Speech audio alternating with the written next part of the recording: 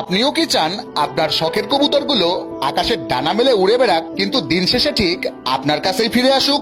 অনেকেরই ভয় থাকে কবুতর একবার ছাড়লে যদি আর ফিরে না আসে, কিন্তু মাত্র 3টি সহজ নিয়ম মানলে আপনার কবুতর পৃথিবীর যে প্রান্তেই যাক আপনার বুকেই ফিরে আসবে। নাম্বার 1, সবসময় নতুন বা কম বয়সী কবুতর দিয়ে শুরু করুন। বড় কবুতর কিনে আনলে আগের বাড়ির চেনার সম্ভাবনা বেশি থাকে। নতুন কবুতরকে কমপক্ষে 10 থেকে 15 দিন খাঁচায় রেখে চারপাশের পরিবেশ চিনতে দিন।